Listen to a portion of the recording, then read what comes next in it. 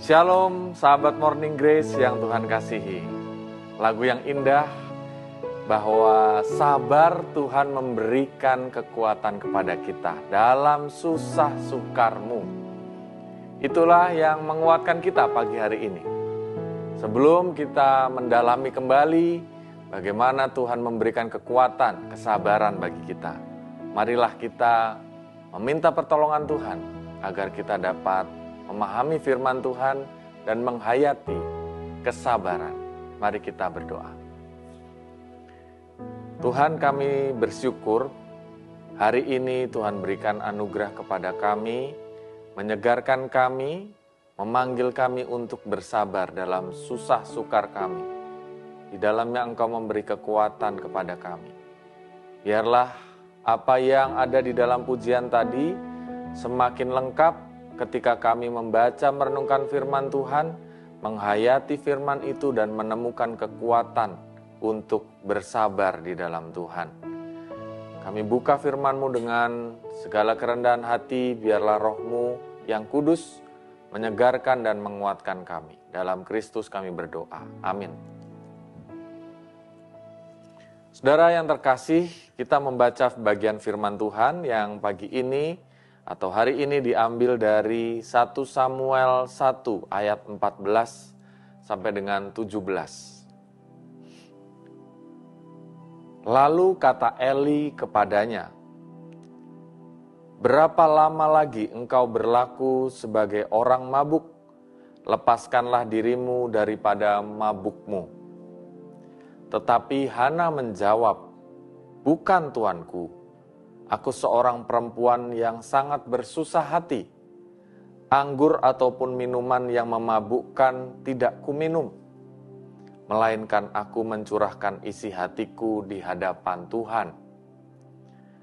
Janganlah anggap hamba-Mu ini seorang perempuan dursila, sebab karena besarnya cemas dan sakit hati, aku berbicara demikian lama."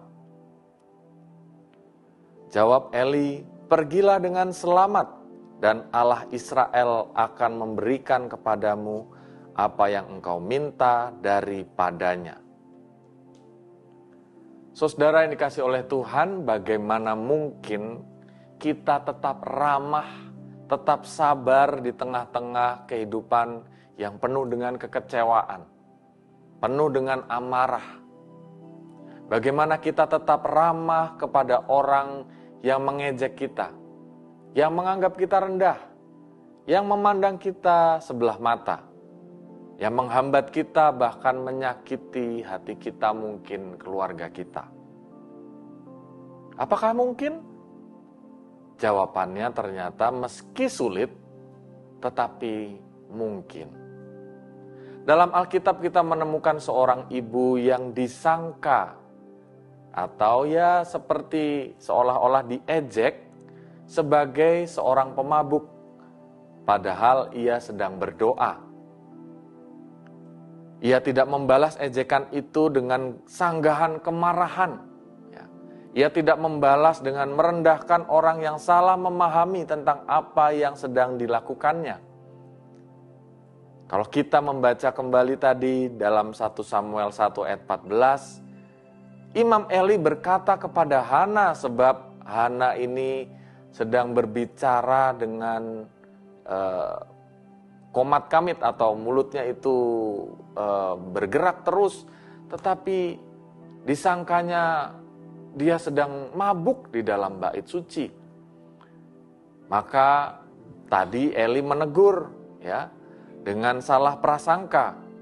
"Berapa lama lagi engkau berlaku sebagai orang mabuk? Lepaskan dirimu daripada mabukmu."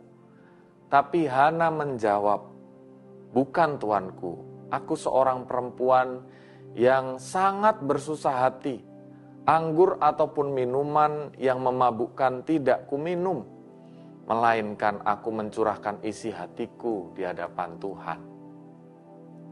Tidak ada nuansa marah dalam jawaban Hana kepada Imam Eli. Betapapun Eli menghampirinya dengan nuansa yang merendahkan atau mungkin salah prasangka, tetapi ia tetap menaruh hormat dan Ia meminta doa kepada Imam Eli belas kasihan karena ia tahu bahwa Imam Eli adalah perpanjangan suara Tuhan, tangan Tuhan baginya.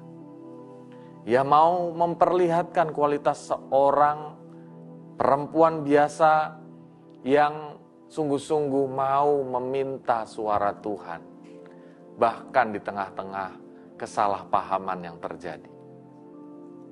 Hana bersikap ramah bukan karena ia tak punya masalah, tetapi justru ketika ia punya masalah diejek oleh istri muda suaminya. Karena pada waktu itu orang bisa mempunyai pasangan lebih dari satu. Dan ia diejek karena tidak punya anak.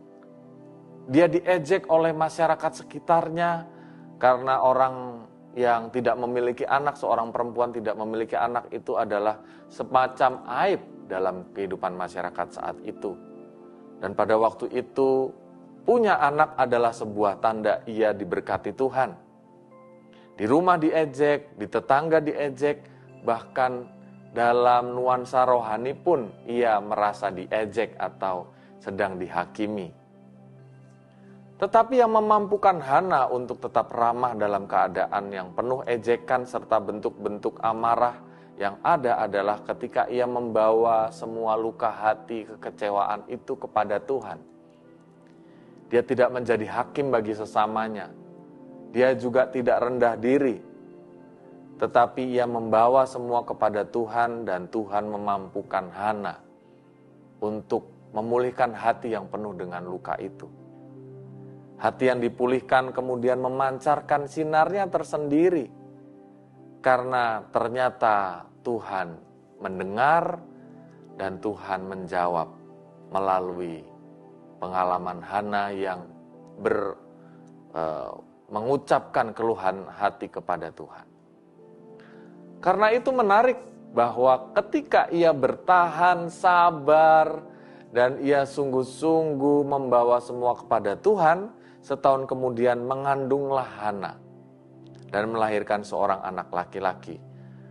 Ia menamai anak itu Samuel sebab katanya, aku telah memintanya daripada Tuhan. Dan kita tahu dalam sejarah Israel, Samuel kemudian menjadi seorang nabi yang sangat memberkati kehidupan umat Israel. Oleh karena itu, saudara-saudara, biarlah kita belajar dari Hana dalam memelihara hati. Sebab apa yang ada di dalam hati itu memancarkan isi dari benak kita kepada Tuhan. Apakah kebencian, apakah dendam, kemarahan, atau ketekunan, kesabaran, kepercayaan kepada Tuhan. Apabila ada banyak pengalaman yang menyakitkan hidup kita, jangan biarkan kita justru mengumbar luka kita. Sehingga luka itu justru semakin tidak sembuh. Jangan biarkan bahwa perilaku kita justru melukai orang lain. Kita ingin membalas luka yang kita rasakan, supaya orang lain pun merasakan hal yang sama. Tetapi justru kita percaya kepadanya, bersabar kepada Tuhan, kepada sesama kita percaya kepada Tuhan, dan akhirnya kita melihat sukacita, damai sejahtera, dan janji-janji pemeliharaan Tuhan itu nyata. Saudaraku, ingatkah kita akan seorang presenter ternama dunia bernama Oprah Winfrey? Dia adalah seorang perempuan yang nampaknya juga harus bersabar seumur hidupnya, sejak kecil sampai ia dewasa.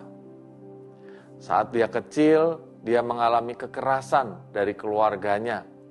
Dia mengalami pelecehan seksual dari saudara atau keluarga besarnya. Dia mengalami pendidikan yang sangat keras dari ayahnya. Dia tidak diterima saat mendaftar bekerja di stasiun-stasiun televisi karena diskriminasi ras dan warna kulit. Dia seorang wanita yang memiliki kulit hitam. Sedang di Amerika pada saat itu sedang sulit memperjuangkan nasib bagi orang-orang kulit hitam.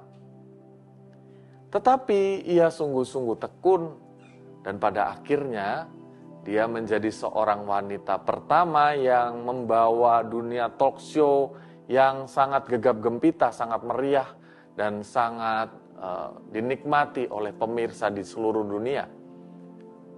Saya pernah membaca bahwa dia adalah salah satu presenter atau orang di dunia televisi yang paling kaya di dunia ini.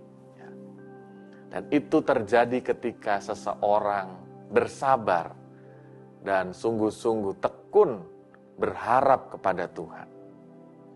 Karena itu saudara, marilah kita bersama seperti firman Tuhan yang dikatakan di dalam Filipi 4 ayat 8. Jadi akhirnya saudara-saudara, semua yang benar, semua yang mulia, semua yang adil, semua yang suci, semua yang manis, semua yang sedap didengar, semua yang disebut kebajikan dan patut dipuji, pikirkanlah semuanya itu. Daripada menjadi reaktif, terbawa emosi, sehingga kita memikirkan terus, tidak bisa tidur dengan nyenyak karena kemarahan kita.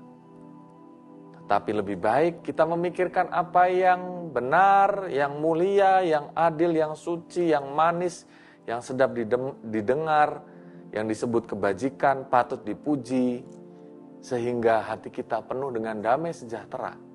Tidak bergantung pada apa yang terjadi di sekitar kita, tetapi karena pilihan hati kita untuk bersabar dan percaya pada kasih penyertaan Tuhan. Semoga kita pun juga demikian, sehingga apapun yang terjadi bahkan dalam kemarahan, kita dapat menguasai diri, memikirkan yang baik, dan dipenuhi dengan hati yang penuh dengan kesabaran, pada akhirnya menemukan damai sejahtera dan pemeliharaan Tuhan. Tuhan memberkati kita. Mari kita berdoa. Ya Tuhan, kami tahu bahwa untuk ramah di tengah amarah itu bukan hal yang mudah. Kami harus menghadapi berbagai macam godaan, di mana dunia memperlakukan diri kami dengan semena-mena, dengan kejam. Kadang-kadang karena diskriminasi, kadang-kadang karena egosentrisme dan banyak hal lain. Tetapi belajar dari Hana yang sungguh-sungguh membawa semua hidupnya kepada Tuhan, alih-alih mengungkapkan kemarahannya, membabi buta. Pada akhirnya ia menemukan damai sejahtera dan pemeliharaan Tuhan. Ajar kami ya Tuhan juga untuk belajar bersabar, tekun, percaya kepada kasih dan penyertaan Tuhan. Di dalam kesabaran itu kami menemukan kekuatan dan pemeliharaan Tuhan yang terus-menerus mengalir dalam hidup kami.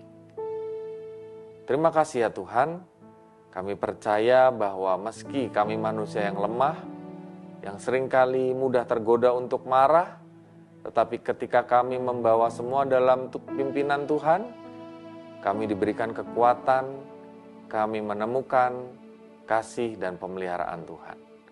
Kami bawa semua hidup kami dalam pimpinan-Mu, berkati dan kuatkan kami untuk terus bersabar di tengah-tengah setiap situasi yang kami alami.